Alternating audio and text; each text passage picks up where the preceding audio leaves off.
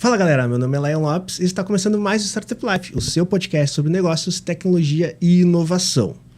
E hoje nós vamos fazer aqui um episódio mais do que especial, né, Cristiane? Hoje nós temos uma collab. Uma collab, exatamente. Olha só como estamos chiques. Exatamente, a gente vai fazer aqui um episódio, dois episódios na verdade, os dois episódios em parceria com a Ace. Esse primeiro episódio que a gente vai fazer, a gente vai ter uma participação aqui de um dos caras manda-chuvas da Ace aqui pra gente falar sobre um assunto muito bacana. Então, hoje tá saindo o episódio e na segunda-feira vai sair o episódio lá na plataforma da Ace também. Então, vocês podem procurar aí. Tem mais algumas coisas vindo por aí, mas a gente ainda não pode contar. Não pode contar agora, assim, tão rapidamente. Mas, Cris, conta um pouquinho pra gente aí quem que é o nosso convidado especial. Pela primeira vez ele está participando aqui. Mentira, ele ia participar mais que a gente. Então, hoje está aqui conosco novamente o Pedro Carneiro. Pedro, seja bem-vindo. Obrigado, pessoal. Obrigado pelo convite. É sempre um prazer estar aqui com vocês. Maravilha. E hoje o assunto que a gente vai falar junto com o Pedro, né? Pedro, partner da Ace aqui, a gente vai falar um pouco sobre programa Stock Option e partnership, né, Pedro? A ideia é que no episódio aqui do Startup Life a gente vai focar bastante em melhores práticas e erros do que os erros cometidos no programa de Stock Option, Partnership, quais as melhores práticas que a gente indica.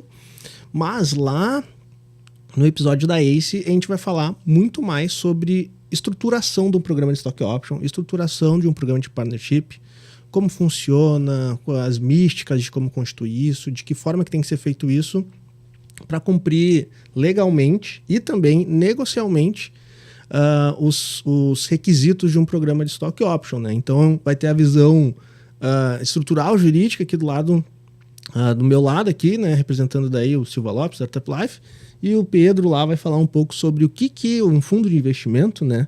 O que o investidor espera de um programa de partnership, né, Pedro? Um episódio super completo. 2 episódios super completos, né? Exatamente. Vai ser quase um curso aqui, né? A gente devia cobrar isso daqui, né? Fazer como que é? Close Friends. Na verdade, o nosso podcast e o da Ace também são praticamente cursos, né? Acho que a gente devia falar como é. O que tu acha, Pedro?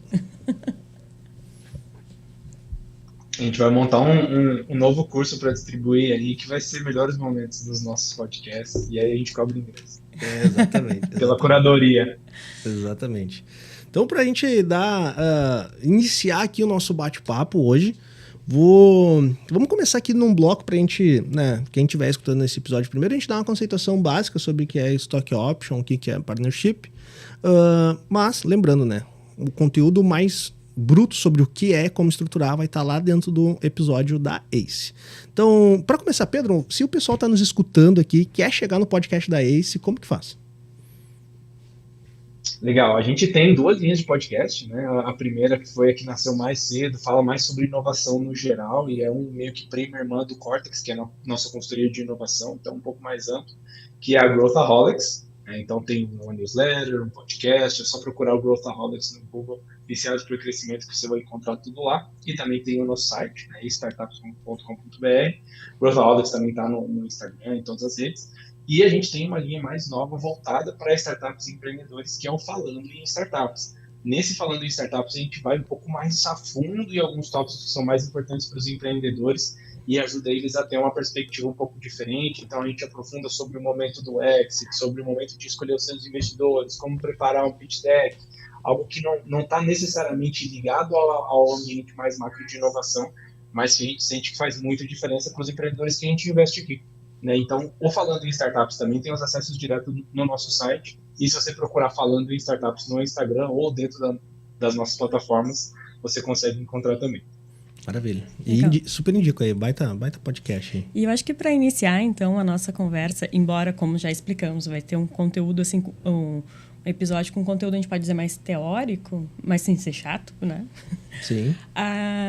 Vale retomar aqui no nosso o que é Stock Options e Partnerships, para a gente poder, então, depois comentar as boas práticas e os principais erros. Então, queria ouvir de vocês dois o que são esses 2 termos. Pedro, quer começar a liderar aí essa primeira resposta? Claro, vou tentar simplificar ao máximo para frente negocial, né? Show. Todo empreendedor, quando começa um negócio, ele vai procurar um sócio ou alguns sócios, né? Gente que vai fazer parte do negócio e que vai carregar grandes blocos aí para poder dividir a responsabilidade com o empreendedor. Conforme o negócio vai crescendo e ficando mais estruturado, você precisa de gente que atua como sócio e gente que vai ser cada vez importante também, mas dentro de escopos um pouco menores ou de especialidades um pouco mais definidas. E aí, como empresa maior, você não pode parar de entregar um percentual para a empresa e um benefício futuro, né, para o negócio. Mas, ao mesmo tempo, você não pode ter um board, né, com 14, 20, 30 pessoas. E aí, é para poder equilibrar essas duas pontas que nasceu o plano de stock options, que é como você integra no programa de incentivo de remuneração daquele colaborador uma parte que seja variável e de acordo com o sucesso do negócio. E aí você consegue vincular a performance dele, a performance da empresa. Então, ele literalmente dá um pedacinho da empresa ali e uma entrega de valor futura que pode ser gigante. E aí a gente olha para os primeiros funcionários da Uber, do Twitter, todos esses caras aí que ficaram grandes, mas sem necessariamente desvirtuar e transformar ele em uma liderança, né, definitiva ali na empresa, até porque normalmente nos primeiros anos essa liderança ela se forma e ela fica bem estabelecida, e o que importa é como que eu trato os meus colaboradores-chave que estão abaixo da primeira liderança, para isso serve. Perfeito. Dando uma visão aqui mais jurídica sobre o assunto, né? Quando a gente fala em programa de stock option, em programa de partnership, a gente está falando em programas de benefício, né? Benefícios in equity.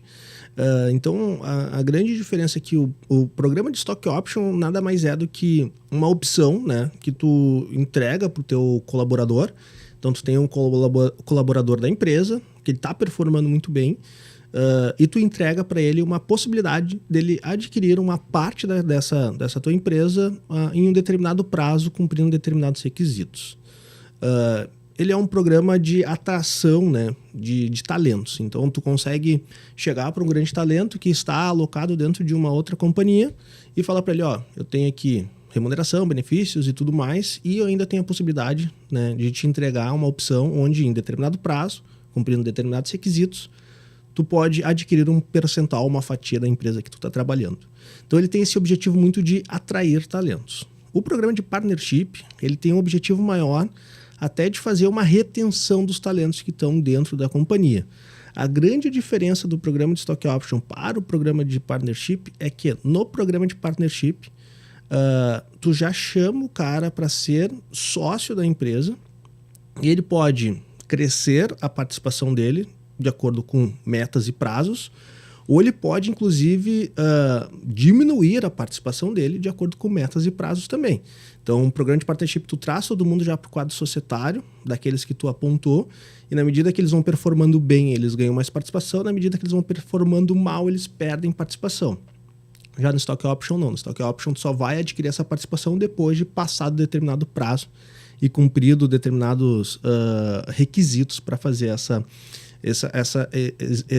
fazer esse exercício, né? Então, em última análise, são políticas de gratificação para atração e retenção de talentos baseado em bonificação de equity.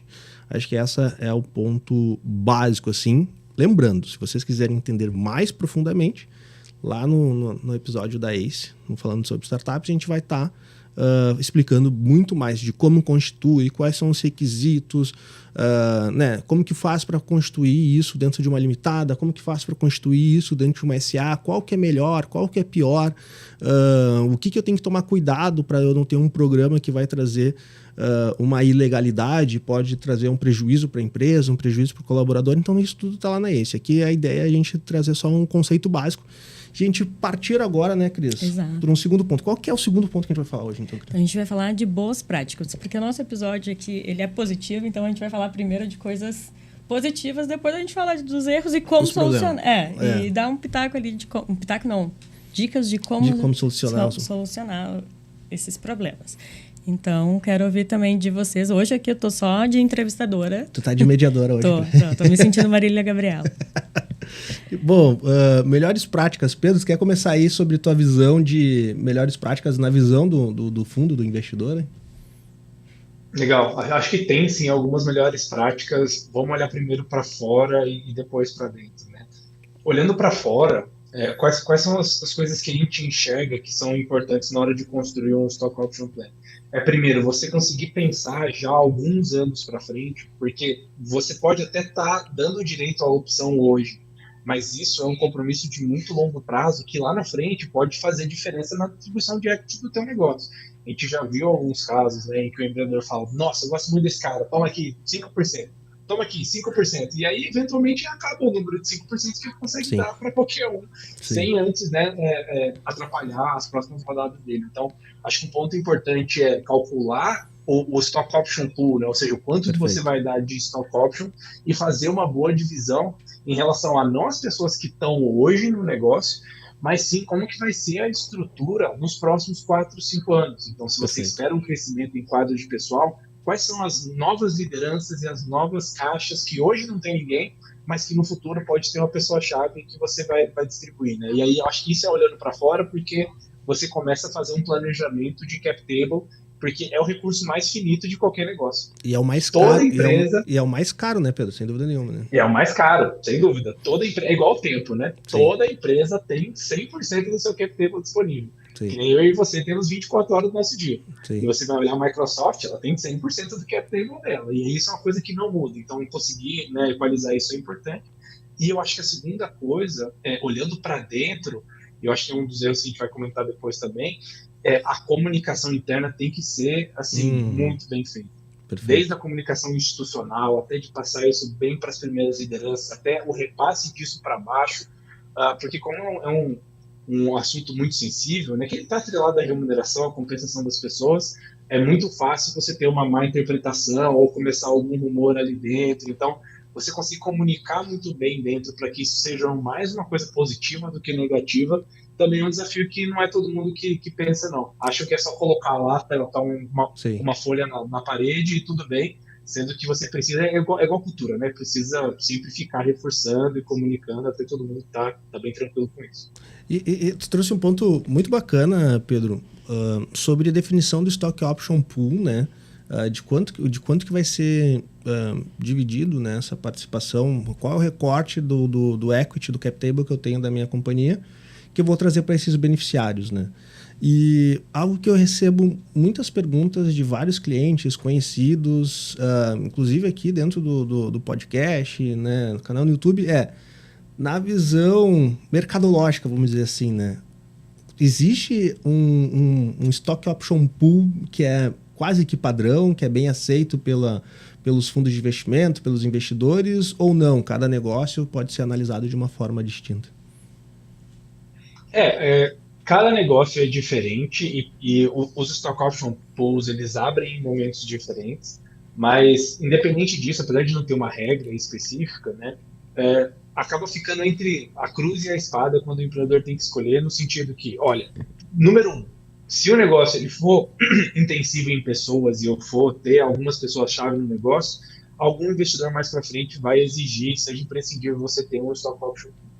Por outro lado, esse mesmo investidor ele vai olhar e vai pedir para que o grupo de fundadores mais o stock option tenha pelo menos um certo percentual da empresa. E Perfeito. por último, para complicar ainda a situação, o stock option pool não integralizado, que você ainda não deu, ele não é diluído por outros investimentos. Eu posso Perfeito. diminuir o tamanho do meu pool só porque um outro investidor entrou e eu estou tirando a oportunidade dos próximos sócios da de entrar na empresa. Então, olhando para essa sinuca de 3 pontas assim, o que acontece na maioria das vezes é que o stock option pool fica entre 7, 8 até 15%. Perfeito. Muito mais do que isso, você bate em uma parede, que acabo comprometendo demais o meu cap table, que poderia estar indo para investidores, e muito menos eu entro na outra parede, que eu tenho coisa de menos para poder entregar para possíveis lideranças da empresa. Então, Perfeito. apesar de não ter uma regra, acho que esses 3 fatores limitantes quase sempre mantêm o número entre esses dois aí. Eu concordo 100% contigo, Pedro. Se tu analisar os principais deals de investimentos, né? E aqui a gente com uma experiência bem grande nesse sentido, Ele realmente, né, o mercado quase que estipulou que essa é a faixa, assim, né, entre 7,5, 8 a 15, sendo que o número mais bonitinho para todo mundo é o 10, né? Acho que o humano... Meio termo ali, né? Não, e o humano gosta do número redondo, né? Ninguém faz Só quando vai comprar, que daí tem que ser quebrado. Ninguém faz um stock option de 8,73% da sociedade.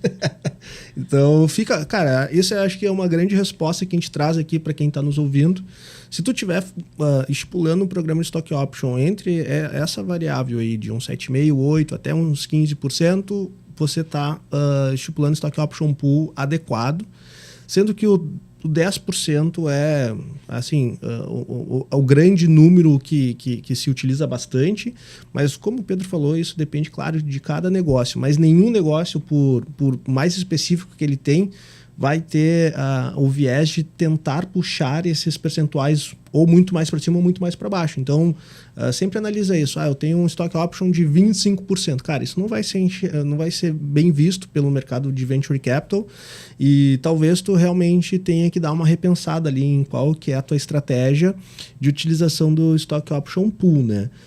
Acho que uma grande questão de melhores práticas que a gente podia falar aqui também, né, Pedro, do viés mais negocial, né? Depois eu tenho aqui algumas anotações sobre viés jurídicos, assim, de melhores práticas, mas do viés negocial, antes de tu constituir o teu stock option pool, né, Pedro, é importante tu saber qual é o perfil de pessoas que tu busca para completar aquele stock option pool, né? Por que ele existe? Muitas pessoas falam, eu quero constituir um stock option pool porque todo mundo no mercado tem, mas ele não sabe qual que é o perfil, qual é a característica, de que forma quem são as pessoas que vão cumprir esse requisito, e muitas vezes ele começa a distribuir esse stock option pool para qualquer pessoa que entra dentro da sociedade. Quando chega uma pessoa realmente relevante, o stock option pool já está enforcado já, né? Então, acho que esse também é uma boa premissa, assim, de analisar. Para quem que eu vou definir, qual é o perfil que eu busco alcançar com esse programa de stock option pool, né, Pedro? Não, tem um ponto muito legal aqui, é que como toda empresa nasce com o 100%, e o que importa é que o valor da empresa vai mudando, e esse percentual ele vai mudando também de valor, tem muita gente que olha e fala, bom, eu estou com 10% de stock option pool. Essa pessoa é uma pessoa legal, e então toma, né? E como se fosse uma premiação direta e tal. Mas acho que uma coisa importante de lembrar é que isso é parte da remuneração. Então, sim, você começa a ter dois instrumentos para poder trazer e reter bons talentos. Ou seja, você não vai necessariamente usar o seu stock option pool para o seu CFO, que é um cara de mercado que você está contratando, ou para o CFO as a service, etc. Só que talvez para aquele desenvolvedor muito específico, em uma linguagem, sei lá, que você está montando e que é muito pontual, e aquele cara custa R$50 mil no mercado, mas você consegue pagar 10, aí é um bom uso. Eu acho que esse é um ponto importante também, porque algo que é um dogma, né, que todo mundo acredita stock option pool, ele flui sempre de cima para baixo. Então, é sempre primeiro as lideranças, depois as lideranças das lideranças e assim por diante, quando, na verdade, a gente tem uma flexibilidade para poder premiar e reter talentos muito específicos. Então, quando uma empresa de hardware, o cara que faz o desenho dos projetos, que tem a propriedade intelectual, putz, esse cara, apesar dele estar na linha de comando mais para baixo, em uma posição mais operacional, ele é um cara relevante para a geração de valor da empresa. Né? Então, esse pensamento que o empreendedor tem que ter de que o stock option pool, ele é um salário que ele só pode usar uma vez na vida. Sim. Não é um negócio que você, putz, eu vou demitir o cara, depois volto, depois eu dou aumento e etc. Mas quando as pessoas começam a olhar sobre isso, elas começam a entender também que elas têm que fazer o pitch para o cara que vai entrar via stock option pool, porque ele tem que comprar o sonho do mesmo jeito que o investidor compra. Então, eu já vi alguns empreendedores fazerem milagre com o stock option pool, de realmente um cara que custaria R$80 mil, um cara senior do Google, ele entra e vai pegar 2-3% da empresa, porque ele comprou um valor futuro igual os investidores estão comprando. Então, perfeito. Isso é uma alavanca excelente, assim, para trazer gente, conseguir seniorizar e acelerar o time. Perfeito. Tu trouxe um ponto bem interessante também, né? É importante o empreendedor ele ter essa visão que ele tem que fazer a venda do programa para o beneficiário ali, né? Para o colaborador que ele vai indicar, porque não é algo que o colaborador tenha a obrigatoriedade de entender que aquilo é um benefício, né? Tu tem que demonstrar para o cara, ó, meu valuation atual é esse, eu vou te permitir fazer um exercício comprando uma participação X no valuation muito mais reduzido, e a nossa perspectiva de crescimento é essa em tanto tempo. Então, se tudo der certo, quando tu for fazer o teu exercício, tu vai comprar uma fatia, vamos supor, uma empresa que eu estou comprando hoje no valuation de 10 milhões, e quando eu vou exercer, a empresa vai estar no valuation de 100 milhões. Então, tu tá aumentando em 10% esse valor de investimento. É um investimento que o colaborador aceita fazer, né? Então, isso é bem importante. Dando uma dica aqui sobre... do viés mais jurídico que eu analisei, acho que é super importante entender que quando tu define um programa de stock option, é essencial que você faça uma revisitação, uma revisão em todo o arranjo societário que tu tem dentro da tua startup, né? O que é o arranjo societário? Basicamente, a gente vai falar em alguns documentos, né? Então, se tu é limitado, a gente vai falar em contrato social. Se tu é SA, a gente vai falar em estatuto social. A gente tem que trabalhar também no acordo de sócios, né? Então, ou acordo de cotista, ou acordo de acionista, e o próprio programa em si. Então, basicamente, a gente tem esses 3 documentos que a gente tem que revisitar. Analisar contrato social / estatuto social, o acordo de sócios, né, que pode ser o acordo de cotista ou o acordo de acionista, e também o próprio programa em si, né, o contrato de opção, o plano de stock option. Esses 3 documentos, eles têm que estar muito bem alinhados, eles têm que estar sincronizados, e eles vão ter alguns requisitos que vão ser distribuídos entre esses 3 documentos distintos. Então, não é um documento único que tu vai fazer e que vai resolver todas as questões. É de extrema importância tu saber que o teu contrato social e estatuto social esteja alinhado com o acordo de acionista, com o acordo de sócios, e que esteja alinhado com as premissas dentro do seu programa. Então, esse é um erro que eu vejo bem comum das pessoas fazerem, que é, eu vou assinar um contrato de vesting com o meu colaborador, né, com o beneficiário. Cara, primeiro ponto que eu gostaria de deixar claro aqui é que não existe o contrato de vesting. Vesting, ele é um mecanismo que vai estar dentro do teu programa de stock option, ou dentro do teu acordo de sócio, acordo de acionistas, ou dentro do teu contrato social, estatuto social. Ele é um mecanismo que existe, que a gente pode falar um pouquinho mais para frente, mas ele é um mecanismo. Então, acho que o primeiro ponto que tu tem que entender é que tu tem que revisitar todos esses documentos. Não é simplesmente tu plugar mais um documento novo que não vai fazer referência ou não vai estar alinhado com o restante do documento. Daí o brasileiro gosta de fazer o puxadinho, né, Pedro? Daí tu vai olhar assim, tu olha de longe, tá aquela casa toda meio troncha, assim, sabe? Ela vai ficar em pé? Pode ficar, mas ela pode cair também, né? Acho que esse é um grande ponto muito importante de tu reaver o teu arranjo societário. E falando em arranjo societário, obviamente a gente vai estar falando também dos teus contratos de investimentos que tu já tem. E daí isso é uma grande coisa, tu tem que estar muito bem alinhado nessa concepção do programa de stock option com os seus investidores anteriores. E daí aqui eu quero puxar para o Pedro, né? Qual que é a posição dos investidores, dos fundos, dentro dessa concepção e elaboração do programa de stock option? O que vocês vão auxiliando a galera? O que vocês enxergam para a constituição desse tipo de programa, Pedro? Não, legal. Algo que é um bom comparativo, né, para a criação de programa de stock options você está revendo todas as regras do jogo de como funciona a associação com a tua empresa. Exato. Então, se você quer trabalhar comigo, são as regras do jogo. E quando você faz uma mudança, é importante fazer a revisão geral. Se não for fazer desse jeito, né, um programa bem estabelecido, etc, etc, é melhor, inclusive, não fazer nada. Perfeito, Pedro. Muito obrigado. E aí empurra isso para frente. Ainda bem que é tu que tá falando isso, não é o advogado que tá falando. Não, assim, a gente já viu uns problemas muito sérios que eles vão se acumulando ao longo dos anos de, eu fecho com um cara. E aí é meio que uma regra específica para ele, porque aquele cara é assim, assado, ele trabalha e ganha em dólar, etc. Sim. Aí passa um ano, vem uma outra pessoa que tem uma outra expertise, a empresa está num outro momento, e aquele input que aquele cara trazia hoje não vale tanto quanto o outro. E aí você faz uma negociação específica para esse outro. E aí, quando essas coisas começam a ser, né, cruzadas e conflitadas, isso pode gerar um problema muito maior de, eu tô achando injusto o que eu recebi naquela época, porque hoje você tem uma nova negociação e etc. E isso pode ruir, principalmente porque você está linkando isso com as principais lideranças da empresa, né? Quem Perfeito. Você queria manter mais perto. Se você não trata de uma forma igualitária e clara e justa para todo mundo, aí é um negócio que vai desmoronar em algum momento. E aí, por isso, que até comentando nossa participação em cima dessas coisas, eu faço parte de alguns conselhos aqui, né, no portfólio da ACE, e tem um cara em específico em que a gente passou mais ou menos 2 ou 3 meses olhando no detalhe a distribuição de stock option. No detalhe de abre a planilha, quais são as pessoas, quais são os critérios, qual é o formato, qual é o período de revisão desse formato, quem tem que aprovar, quem não tem, quanto tempo a pessoa tem que estar dentro do negócio para ser elegível. E assim, a gente passou de ponta a ponta. E aí eu acho que você deve imaginar que não são muitos assuntos em que um conselho se envolve nesse nível de detalhe. Perfeito. Sabe? De olhar quais são as pessoas, quais são os méritos, quais são os critérios. Então a gente considera isso muito, muito importante. Justamente por isso. Acho que a gente já viu o caso até de um cara que ele estava no Stock Option Plan, ele, né, descobrindo como era a regra dos outros e tal, e como estava mal comunicado, ele se sentiu ferido a ponto de abandonar a empresa, cancela o vesting dele, e ele foi abrir um concorrente com outro mercado, com outro jeito de fazer.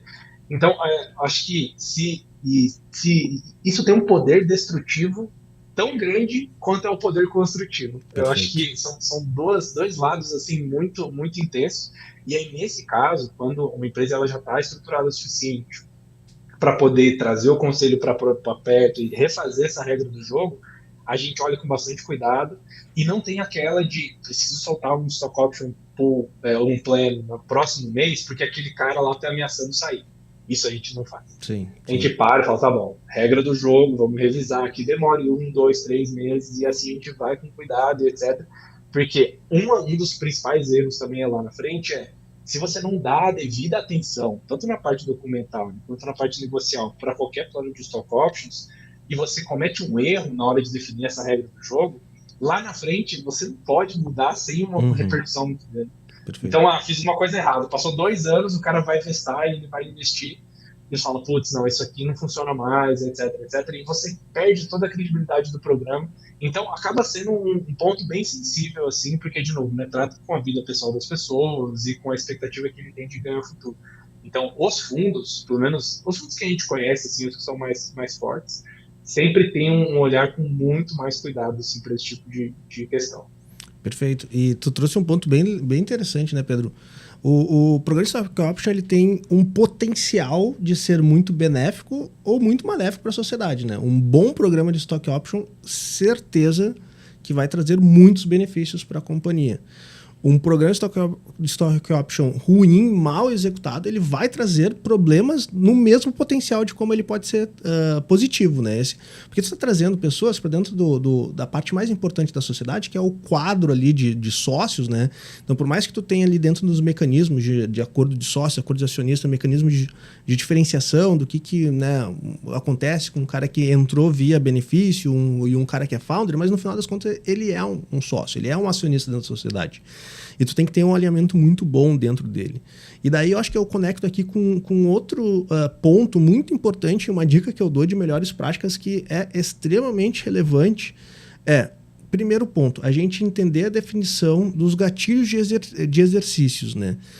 Quando a gente fala em Stock Option, geralmente uma boa prática também de ser feita, e daí lá dentro do episódio da ACE a gente vai falar um pouco mais sobre o que é Cliff, o que é Vesting, como funciona tudo isso.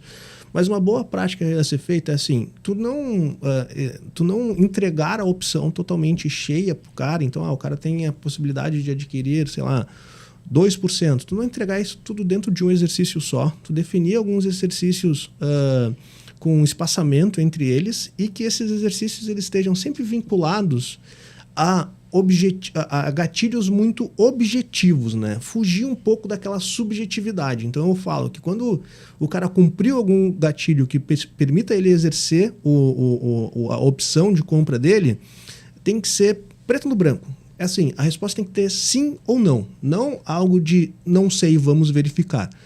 Então, assim, algo que a gente vê assim com mais comum assim, de pessoas de primeira viagem é criar aquele... Não, se o Pedro desenvolver de forma grata e importante a área comercial da empresa e isso for discutido entre os sócios e verificar que ele realmente está trazendo um benefício para a sociedade, ele vai ter a possibilidade de adquirir tantos % ou tantas cotas. Isso é totalmente subjetivo, né, cara? Então, assim, o que para mim é desenvolver bem é algo e pro beneficiário desenvolver bem é outro tipo de análise, né? Então, quando eu falo em caráter objetivo, é tu ter KPIs que realmente vão definir aquilo, né? Se eu tiver métricas econômicas que definam, se a empresa atingir isso daqui, tu tem a possibilidade de adquirir tantos por cento, não tem muito o que tu discutir. Ele é auditável. Então, os gatilhos eles têm que ser objetivos e auditáveis. Assim tu vai evitar uma série de problemas, né? Dentro da tua experiência aí, Pedro, como que são alguns gatilhos assim, objetivos, auditáveis, que tu acha que são interessantes para as pessoas terem em mente ali quando elas forem definir um programa de Stock Option? Legal. Acho que todo mundo que vai criar um programa de Stock Options, eles sabem quais são as métricas que podem ser influenciadas por algumas pessoas em específico. Só que o grande motivo que eles não colocam indicadores objetivos e auditáveis, etc., é que eles querem ter o direito de mudar de ideia e daqui a 2 anos eu não gosto mais dessa pessoa, então vamos discutir. Sim. E assim, é sempre isso. E eu acho que quando você tem esse nível de incerteza, aí volta lá para casa, melhor não fazer nada então. Perfeito. Empurra para frente. E aí volta para a primeira casa. Mas olhando para alguns indicadores, né? Então, coisas que são facilmente auditáveis. Você vai trazer um CRO, um cara de revenue, de vendas, faturamento. Perfeito. Ou você vai trazer um cara de um novo produto, percentual do faturamento da empresa referente àquele produto. Ou você, sei lá, vai trazer alguém de CS, né, de operações ou de Customer Success, você pode pegar o NPS, CSAT dos clientes, taxa de resolução dos tickets, tudo que você conseguir metrificar dentro de uma plataforma já é auditoria suficiente. Claro, você não precisa ficar contratando um auditor de fora o tempo inteiro, mas precisa ter um número relacionado à performance daquela pessoa. E Perfeito. Se você tem uma empresa que já está no tamanho suficiente para você ter um Stock Option Plan, é importante que cada pessoa que esteja trabalhando nessa empresa ela tenha um número que ela seja sob responsabilidade dela. Claro. Né? Então você já precisa ter uma distribuição de OKRs e de metas, né? E como que a composição desse time faz a empresa alcançar a meta, que tem que estar clara também e bem comunicada. De novo, isso antes. Perfeito. Se você não tem isso, esquece Stock Option Plan, volta lá para trás. Então é um negócio que precisa entrar bem claro ali na hierarquia de qual que é a hora certa de trazer. E se você não tem uma clareza de qual que é o número real que essa pessoa vai trazer de benefício, será que você deveria estar oferecendo estoques para ela? Perfeito. Então, assim, todas as coisas que a gente vai falar sobre como contornar, na verdade se você precisa contornar isso, você não está pronto para fazer, Se você precisa contornar isso, essa pessoa talvez não seja a melhor, Se você precisa contornar isso, então acaba que os problemas que a gente brasileiro imagina que tem que contornar, na verdade eles são sinais amarelos e vermelhos de, olha, não está na hora de fazer isso, essa pessoa não é a certa, o formato não é o certo, e eu já vi muita gente furando todos os sinais vermelhos e dando, sei lá, 10% da empresa para um cara que veio assim no ano que vem, e aí para depois de 2, 3 anos a empresa pivotar e o cara se nega a abrir mão do percentual, porque, claro, é uma remuneração, a regra do jogo tá lá. Então é muito ouvir bem esses sinais, assim, e na dúvida, cara, fala com seus investidores, fala com os envelopes, com as pessoas que são os seus parceiros que são próximos, porque na maioria das vezes o que ele precisa é ouvir o não de alguém que esteja do lado de fora. Sim. Se um investidor fala, cara, para que isso vai dar problema, aí é o que ele precisa para poder parar e reavaliar, sabe, para não ficar ali no fluxo do dia a dia que acaba atropelando. Tem que ter a visão do terceiro imparcial, né, Pedro? Isso é bem importante na hora de definir, assim. Muitas vezes tu tá tão envolto do cenário que eu sempre brinco, né? Quando tu tá envolto de um cenário, de um problema, tu tem o pior ponto de vista possível. Se tu pega uma pessoa, um terceiro que está fora daquele cenário, ele consegue ter uma visão muitas vezes mais adequada, né, do que está acontecendo ali. Então, acho que essa visão do terceiro imparcial é muito importante na definição dos programas de Stock Option e algo que o Pedro trouxe que é bem legal mesmo, assim, quero destacar aqui para a galera ficar ligado. Uma das principais melhores práticas é justamente tu ter os indicadores alinhados com aqueles números que dependem do beneficiário, né? Do programa, né? Então, assim, não vai colocar, eu vou colocar o meu, sei lá, head de vendas, o head comercial e colocar para ele uma métrica que é relacionada lá, sei lá, NPS. Não faz sentido tu fazer isso, entendeu? Então, essa é a grande questão do Stock Option. Tu pode ter o programa onde a base dele vai ser replicada para todo mundo, mas principalmente os gatilhos e metas a serem atingidos, eles têm que ser muito bem específicos para aquele beneficiário dentro daquela posição, dentro daquela área que ele vai estar atuando. Então, se tu vai trabalhar com cara comercial, tem que ser métricas e indicadores relacionados à parte comercial. Se tu vai trabalhar com um cara que vai ser de marketing, tem que ter metas e indicadores relacionados à área de marketing, assim por diante. Então, é importante tu ter isso. E se tu não tem esses indicadores, talvez tu não esteja no momento ainda de ter um programa de Stock Option. Tu tem que dar um passo atrás. Primeiro eu tenho que analisar a minha empresa, eu tenho que saber os indicadores da minha empresa, o que é importante para a minha empresa. Né? Então, pelo visto, a gente já tem aí também o primeiro erro, né? Que é não saber o momento certo de fazer. Aliás, não é nem não saber o momento certo, é não avaliar se o momento é adequado. Exatamente. Acho que para a gente evoluir um pouco mais desse primeiro erro, eu gosto de falar assim, é importante para toda a estratégia, eu falo isso muito como advogado, né? É importante tu ter ali o backdoor, né? O backdoor é a portinha de cachorro para tu conseguir fugir de uma situação que se complicou mais do que tu deveria. E daí, uma das melhores práticas que eu indico bastante para todo mundo, e eu basicamente dentro do escritório, é que a gente não faz nenhum tipo de programa de Stock Option que não esteja esses dois carinhas aqui, a gente ter bem definido o que é Good Liver e Bad Liver Event, né? Então, são hipóteses que a gente fala que esse cara ele está saindo da sociedade e ele sair da sociedade não pode beneficiar ele, e se ele sai da sociedade de um formato que ele pode ser beneficiado. Então, Good Liver e Bad Liver Events são questões essenciais para um programa de Stock Option, né? Então, a gente entender muito bem, porque esse é um ponto importante, né? O programa de Stock Option, ele tem lá, como a gente falou no início, ele tem a situação de atrair e reter talentos. Se tu traz para ele uma possibilidade onde ele consiga sair e ser capitalizado na saída dele, ele vai sair. Então, se tu fala assim, ele entrou dentro da sociedade no valuation de 10 milhões, agora a empresa está com valuation de 100 milhões, e se ele tiver a possibilidade de sair de forma voluntária, ele vai sair. Porque parte do humano é isso, ele quer conquistar aquilo que ele já... que tem o menor risco, né? Então, se eu já atingir determinada meta, eu saio. Então, muitas vezes a gente vê em programas de Stock Option o inverso. Ao invés de tu reter o talento, tu tem uma série de talentos que ele olha. Opa, chegou num tamanho interessante que eu acho que vale a pena eu sair da sociedade e trazer essa rentabilidade para mim, ele sai. Daí tu deturpa totalmente o programa. Então, essas questões de Good Liver e Bad Liver Event são essenciais. A gente definir quando o cara pode sair e ele ser bem rentabilizado por isso, e quando ele não pode sair, ou quando ele sair, ele não pode ser rentabilizado por isso. Então, acho que a premissa básica, daí eu quero ver se o Pedro concorda comigo, que quando a gente está num programa de Stock Option, a premissa básica é que eu quero que esse cara permaneça dentro da sociedade e ele saia junto comigo num evento de liquidez. E não que ele force uma liquidez dele antes do que deveria ser. Então, quando a gente trabalha em mercado de startup, quando a gente mercado de tecnologia, a gente tem marcos de eventos de liquidez muito estabelecidos, né? Seja na troca de um fundo de investimento por outro, seja numa venda total da sociedade, seja numa venda parcial da sociedade. Então, basicamente, a gente está falando, cara, tu vai entrar dentro do barco junto comigo e a gente vai sair desse barco junto e todo mundo vai ficar feliz. E não cada um saindo num momento e num porto diferente, levando um pedaço do carregamento que está no barco.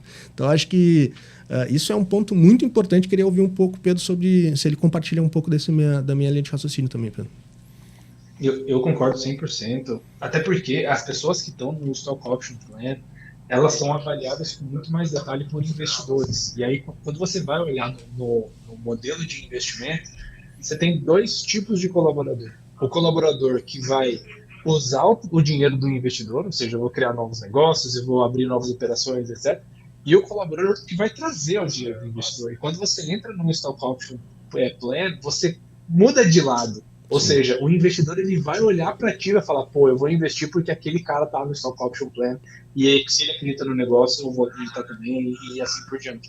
Então, a gente faz essas travas, inclusive de liquidez antecipada, para poder evitar isso. Quando você tem um modelo, isso inclusive eles pegam na diligência de um investimento, né? Os caras falam, pô, eu comprei aqui todo esse time que tá no Stock Option Plan, eu peguei os top 10 engenheiros do Facebook, mas todos eles, assim que cair a grana, podem apertar o botão e ejetar e levar o meu dinheiro embora, eu não quero. Né? Então, tem esse equilíbrio e que eu acho que é importante até comunicar direito para quem está recebendo o benefício, o beneficiário, que ele passa a ser um asset da empresa e o cara que tem um percentual da empresa, ele é também responsável, né, por posicionar, e mesmo que ele não tenha o papel institucional e etc., ele vai ser avaliado como tal. Ele é parte da construção e do ativo, né, que a empresa foi trazendo.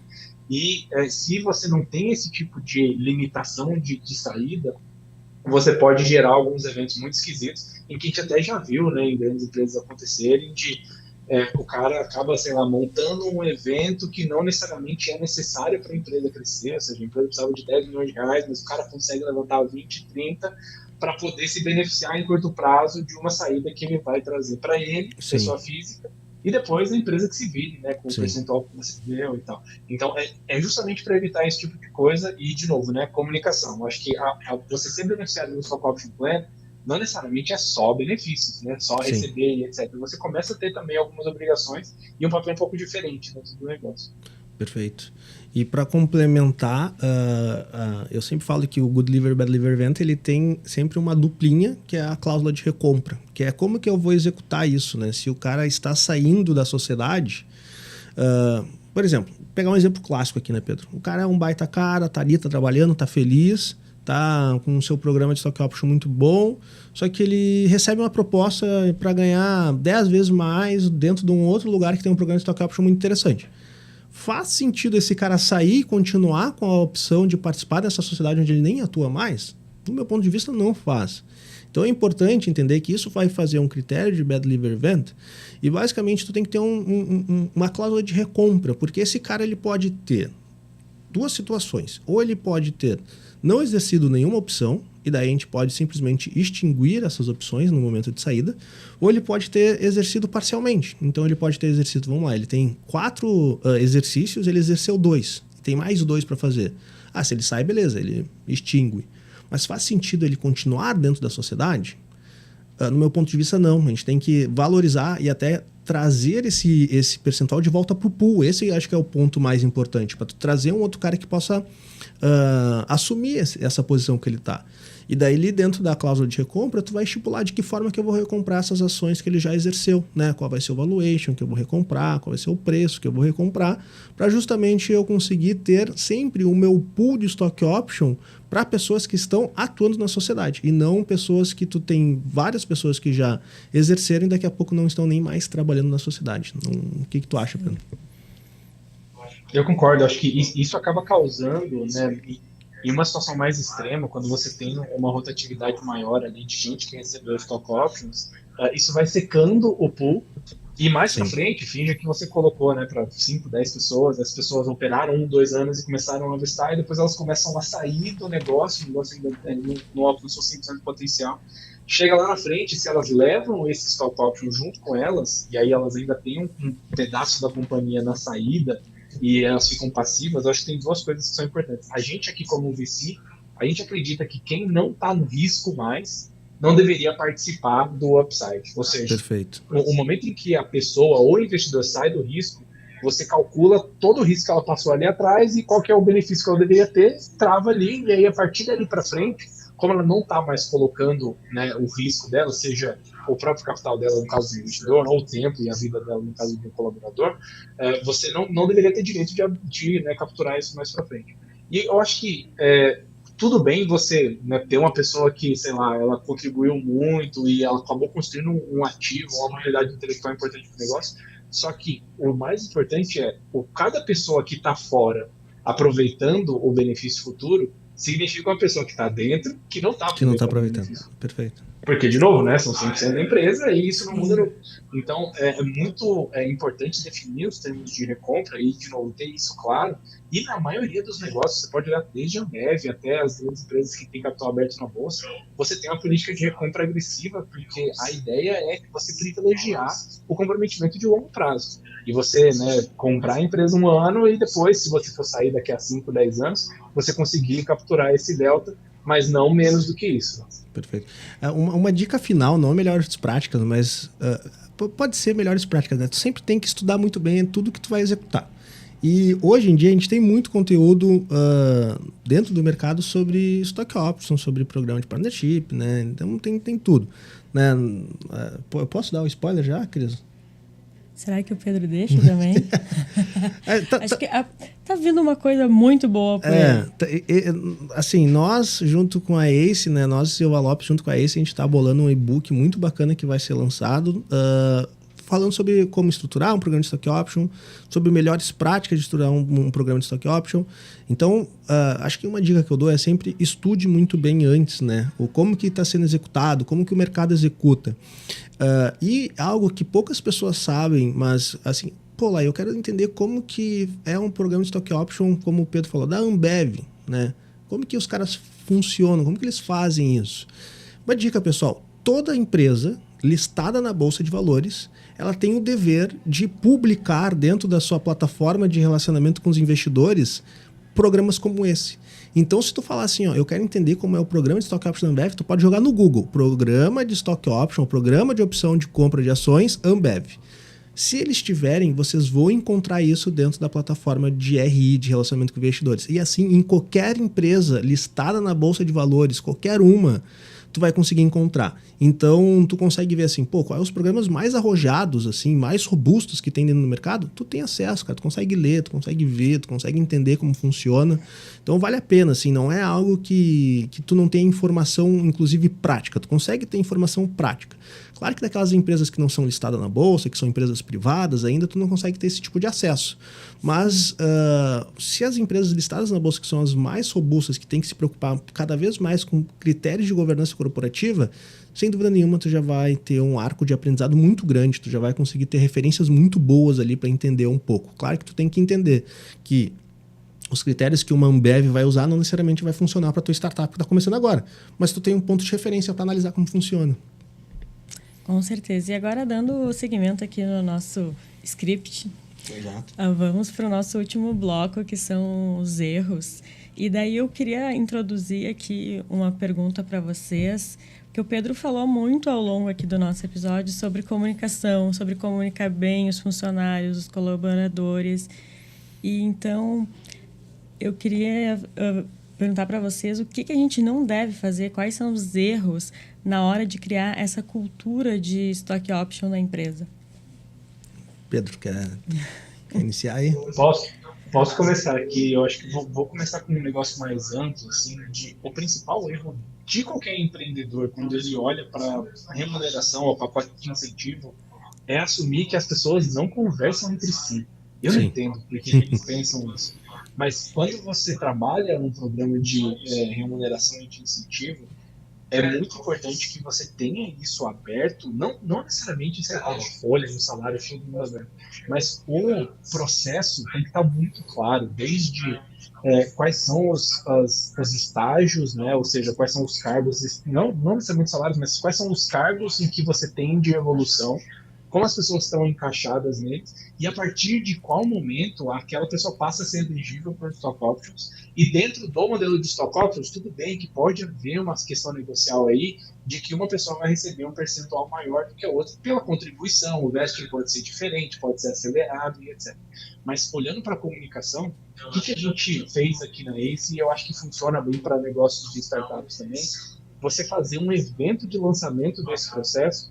E olha, pessoal, a partir de agora, cada um de vocês pode ser sócio da Startup X, porque a gente está separando percentual tanto, e a gente vai provar com os nossos investidores que são essas pessoas, e o modelo funciona assim, etc, etc.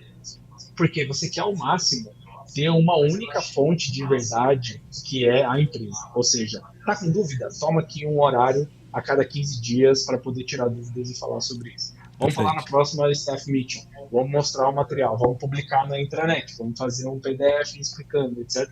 E principalmente treinar as lideranças para elas poderem, né, comunicar isso para baixo para os seus times também. O que a gente quer evitar ao máximo, né? Primeiro, que as pessoas entendam que isso só se restringe à primeira liderança. Então, o cara que está lá no operacional, o cara que entrou faz 3 meses, fala, pô, tá aí um negócio para beneficiar o meu chefe, mas que eu nunca vou tirar nenhum benefício, porque quando chegar a minha vez, ferrou, não vai ter mais. Não vai ter mais. Então a gente precisa quebrar, acho que esse primeiro dogma, e o segundo dogma também é conseguir descentralizar o processo de tomada de decisão para a escolha de quem recebe o stock option. Por que o cara que está na operação pensa isso? Porque se você só tem o CEO, ou o board, ou o conselho tomando a decisão e apontando você vai, você não vai, etc., é isso mesmo que vai acontecer. Vamos ser francos, porque às vezes uma empresa tem 100 pessoas, para o cara que está lá na operação, mesmo que ele seja uma das pessoas mais valiosas para a companhia, ele não vai ter a visibilidade necessária para poder ser, né, apontado e escolhido. Então, a outra comunicação importante é a primeira liderança, ela não só beneficiária, mas ela também parte ativa e que vai trazer novas pessoas para esse plano de stock options. Né? Perfeito. Então, conseguir entender e dar a voz para as lideranças, para elas apontarem quais são as pessoas que deveriam receber, para elas apontarem, fazerem a distribuição de um equity também que vai ser delas, eu acho que é importante. Acho que são essas duas coisas, né? Quebrar os principais dogmas aí para evitar um nós contra eles, que é o pior que pode acontecer, e conseguir com que o CEO e quem criou o Stock Option Plan não seja o único responsável a aplicar. Eu acho que esse é o grande desafio. Assim. Quando você tem empresas maiores, tipo a Ambev, o cara que é CEO da Ambev, ele não sabe necessariamente quem está recebendo o Stock Option A, B ou C. Sim. Porque é um volume tão grande de gente que ele conseguiu delegar essa responsabilidade. E eu acho que esse é o ponto máximo assim, para uma empresa ficar desse tamanho. Eu concordo 100% com o Pedro, o tanto que um dos pontos que eu tenho aqui na minha colinha é essa falta de alinhamento, né? Não verificar um alinhamento de comunicação entre a galera, entre alinhar expectativas, né? O que a empresa tem de expectativas quanto a você e quais as expectativas que tu tem frente à empresa também, né? Então esse alinhamento, gerar informação, né? Educar o time, acho que esse é um dos erros mais clássicos que tem dentro da execução de um programa de Stock Option, é não se preocupar nisso, não se preocupar em comunicar, tirar dúvidas, estar muito bem alinhado do que é a minha expectativa, qual é a expectativa do colaborador, como que a gente vai caminhar junto dentro dessa jornada. Acho que tem um erro aqui que eu quero bater firme nisso. Tá, isso daqui eu tenho certeza que vai ser um dos cortes que o Matheus vai separar. Prepara o corte, Matheus. Exatamente. Mas assim, pessoal, eu vou até olhar para a câmera agora, fazer um close aqui, né? Mas ó, o principal erro que tu pode fazer dentro do programa de Stock Options é não cumprir 3 requisitos extremamente importantes, tá? São eles, tu ter um programa de Stock Option que não cumpra onerosidade, risco e voluntariedade. Se tu não cumprir esses 3 requisitos, tu tá fazendo a maior merda que tu pode fazer dentro da tua companhia e eu vou explicar por quê. Quando a gente fala num programa de opção de compra, esse é o grande questão. Quando a gente fala em Stock Option, em bom português, é um programa de opção de compras. Se tu não cumpre esses requisitos de onerosidade, risco e voluntariedade, tu tá basicamente dizendo que você está fazendo uma remuneração in natura para aquele colaborador. E quando a gente fala em remuneração in natura, a gente está falando em todos os reflexos jurídicos que isso pode trazer. Então, por exemplo, existe uma cagada muito grande onde eu simplesmente entrego participação para o meu colaborador. Eu não peço nenhuma contrapartida, eu não peço uma onerosidade. Isso, na visão da Justiça do Trabalho, ele vai entender como remuneração e todos os reflexos remuneratórios, né, tanto fiscais quanto trabalhistas, vão incidir sobre aquilo.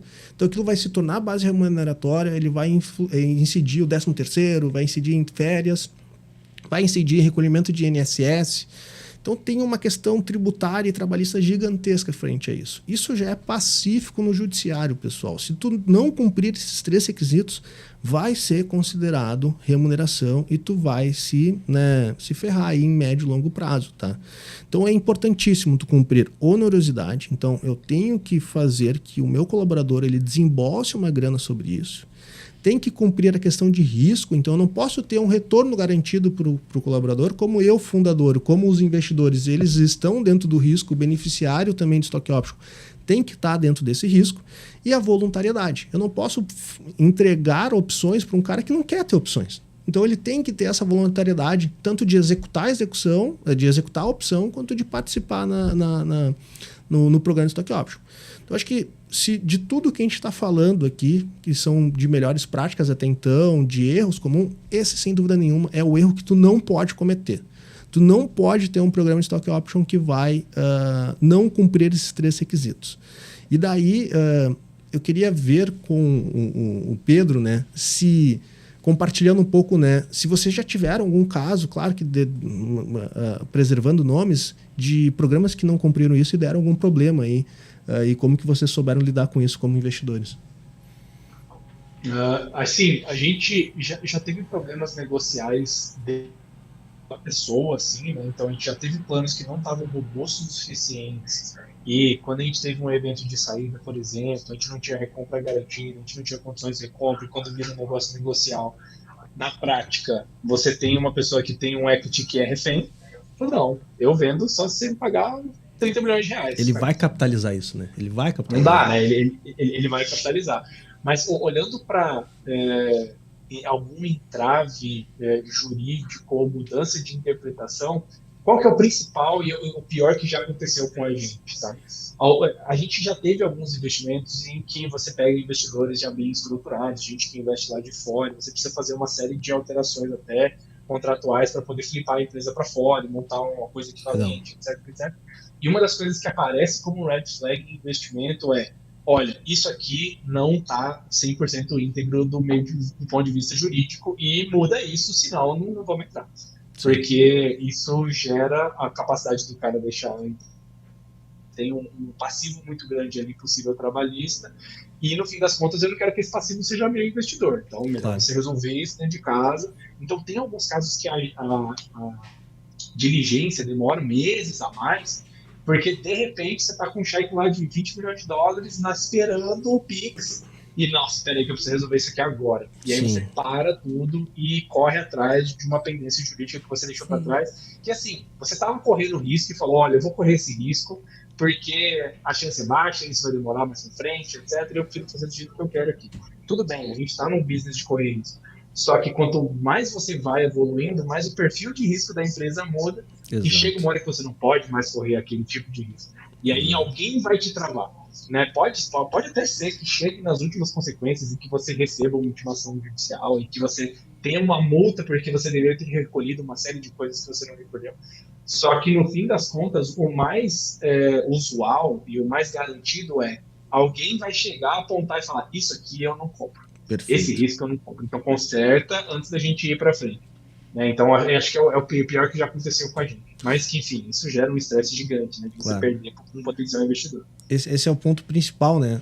Esse risco, por mais que ele não vai ser judicializado, o investidor vai enxergar isso. Tu vai cair no momento de due diligence que o investidor vai falar: cara, isso daqui está errado por causa desse risco e eu não quero assumir esse risco como investidor.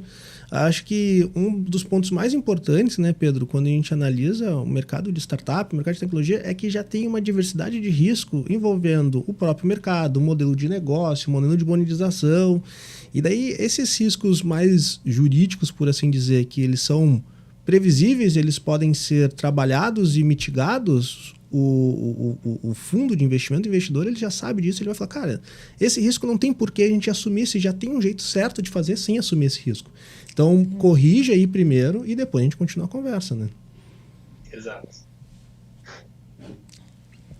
Então, vamos para mais um erro aqui. Eu vou roubar aqui um pouquinho a cola do Lion para também pedir para vocês falarem um pouquinho sobre o erro do preço de exercício totalmente simulado ou de graça. Eu acho que esse volta um pouco do que a gente estava falando antes, de onerosidade. Acho que isso é algo que, claro, vai tendo uma maturidade dentro do mercado ao longo do tempo. Quando a gente pensava em programa de stock options há 10 anos atrás, vamos dizer assim, isso era quase que exclusivamente de grandes empresas, grandes companhias e grande parte, né, de empresas listadas. E daí, com o tempo, vem evoluindo que percebeu: não, cara, isso daqui não tem nenhum impeditivo de a gente fazer em empresas privadas.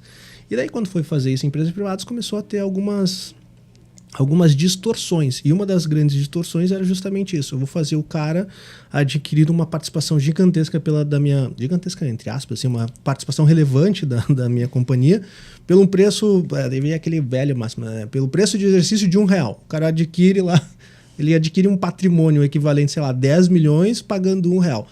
Daí, cara, a gente esquece que o fisco, né, que a gente esquece que os judiciários não são burros, né? Eles vão olhar isso e vão falar: cara, isso aqui é claramente uma simulação.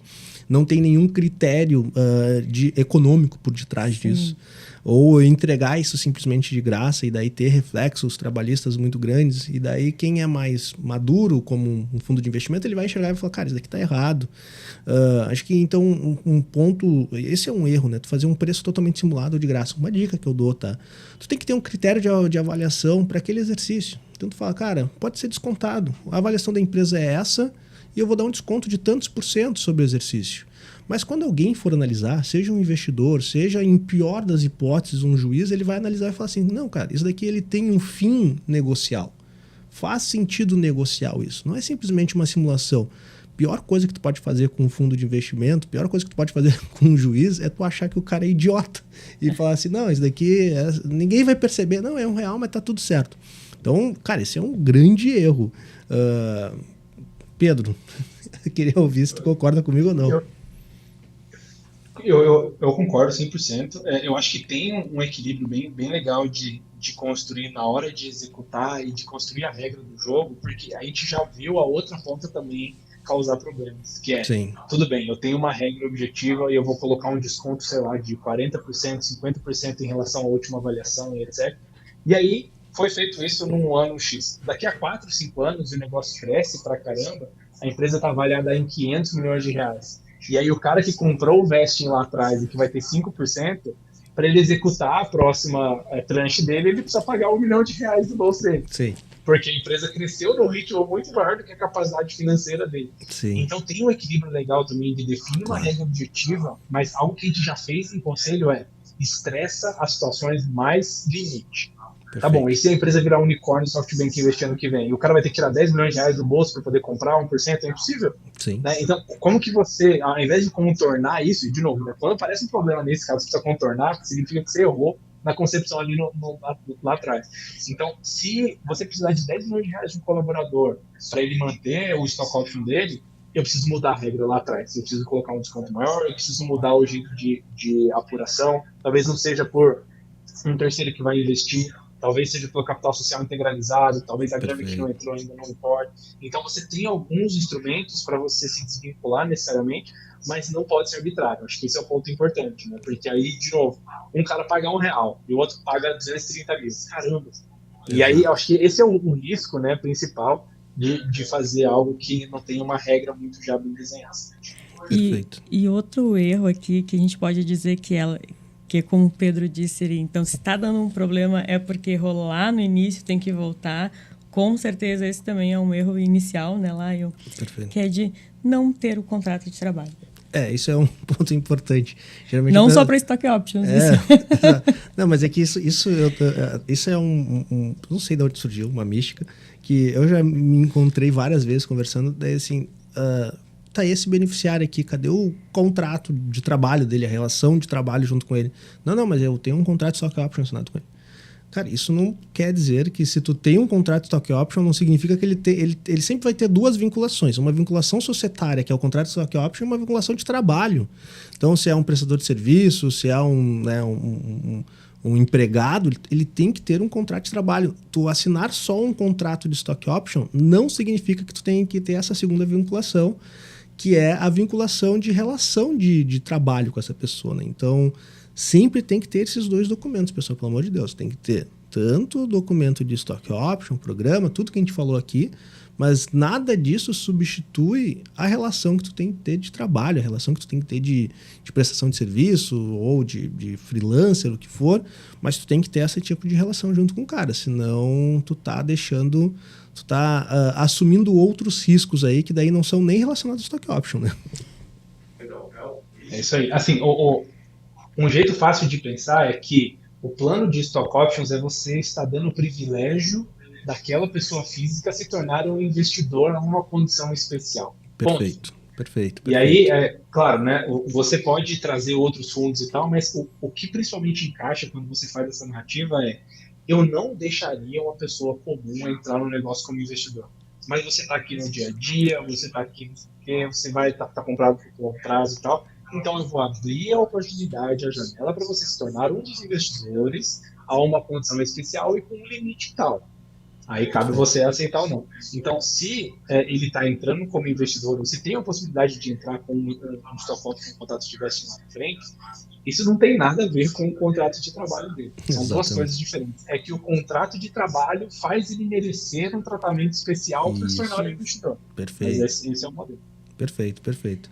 Acho que dentro das pautas que eu trouxe aqui, Pedro, que eu e a Cris a gente foi listando, eu acho que a gente chegou dentro do que a gente vê de erros, assim.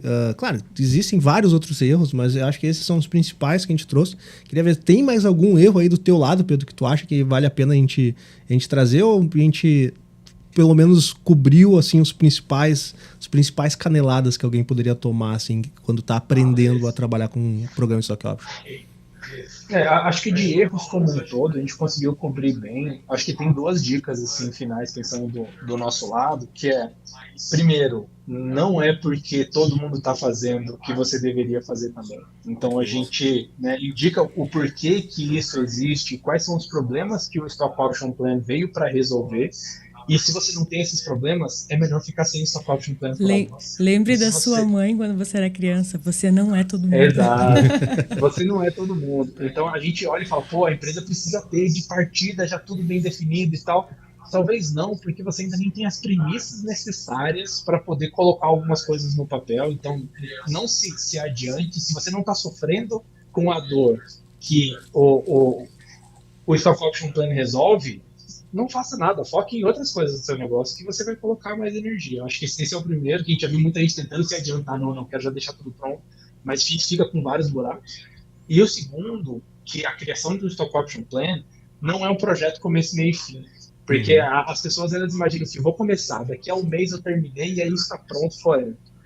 O que acontece na maioria das vezes é, eu bato numa premissa que eu não estou pronto ainda para definir e eu adormeço o projeto. E aí passa 6 meses e eu falo, agora essa premissa já está pronta. E eu vou mais para frente, eu começo a desenhar os materiais e ainda não tenho claramente que tipo de pessoa eu quero pro time. Eu adormeço o projeto.